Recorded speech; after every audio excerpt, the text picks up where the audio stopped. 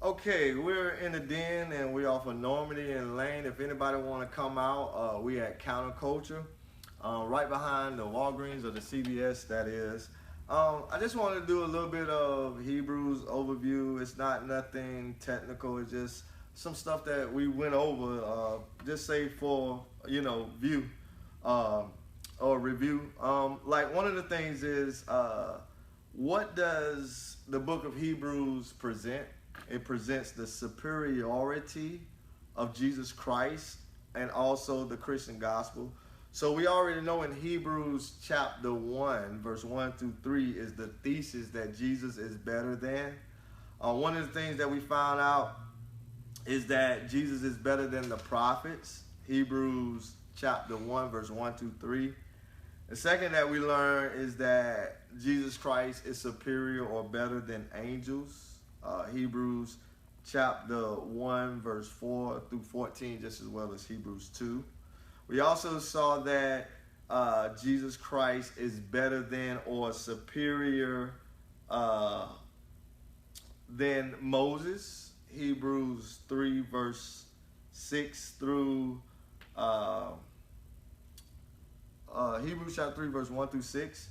Then we saw that Jesus Christ is better than or superior than Joshua.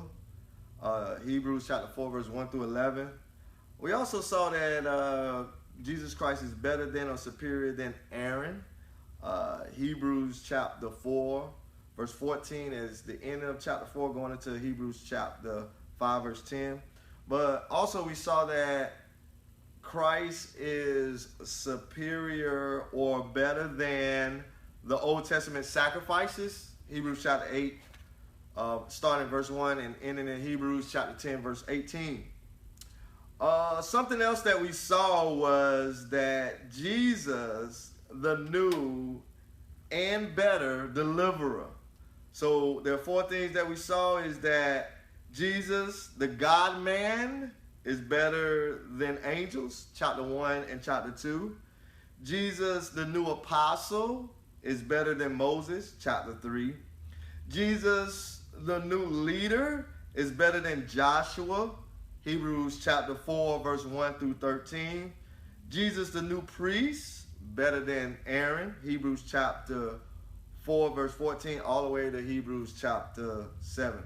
So we saw the superiority of Christ. We see that Jesus, the new and better deliverer, but also we saw the warnings and the danger of slipping in our level of commitment to Christ using the word least you drift. So Hebrews chapter 2 verse 1 shares don't drift.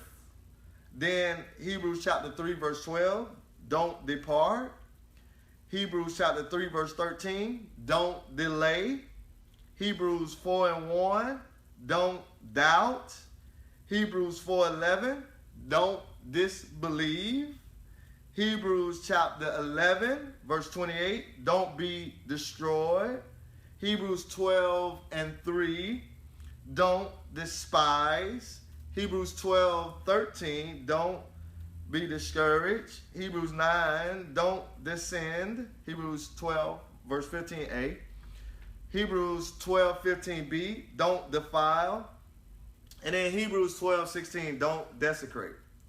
And then we also saw that to assure believers of rest that is available to us in Christ, he uses the word rest is found only in chapter 3 and chapter 4.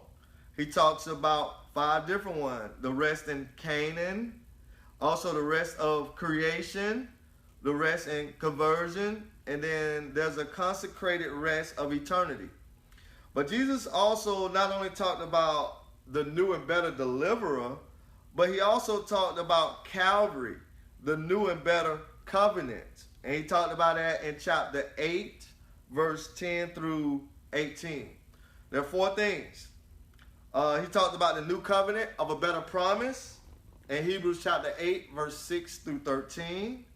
Also, it has a better sanctuary, Hebrews 9, verse 1 through 14. It has a better sacrifice, and that was Hebrews chapter 9, verse 15 through 18. And then also it can achieve far better results. Hebrews chapter 10, verse 1 through 18. So we see Jesus, the new and better deliverer, and Hebrews chapter 1 through chapter 7. Then we just say Calvary, the new and better covenant, Hebrews chapter 8, verse 10 through 18. And then last of all, something that we reviewed is faith. So we see that Jesus, the new and better deliverer, Calvary, the new and better covenant, faith, the true and better principle. We see that in Hebrews chapter 10, verse 19 through all the way to chapter 13. Therefore, just as well. Number one, faith and true response to these are better things. Hebrews chapter 10, verse 19 through 39. Just as well as, number two, it has always been vindicated as such an examples of chapter 11. We have a great cloud of witnesses. And then also, number three, it is now to endure. We're talking about faith. Patiently looking to Jesus. Hebrews chapter 12, verse 1 through 13. And then also is to be express itself in practical being sanctified or sanctification. Hebrews chapter 12, verse 14, all the way to Hebrews chapter 13, verse 21. And the last thing that Paul shares with us, and we're going to talk about this later on in Hebrews 13, is about parting the words and knowing how to distribute it among the local church and the universal church, just as well as the grace. So this is what he says in Hebrews 12, verse 24. Greet all your leaders and all the saints, which is the local church, those who come from Italy and send your greeting, universal church. But then he said, grace be with you all. The local and universal church needs grace. And so we need grace. If you have any questions or comments, go to Facebook, put them on the Disciples Den. Either you can message us or you can just put it in a comment box of the video below, and we'll try to answer and respond to those. We'll be here at Counterculture off of Normandy and Lane. We'll be here at this present time probably to 8 to 8:30. So feel free to join in with us. Let's get it in at the den.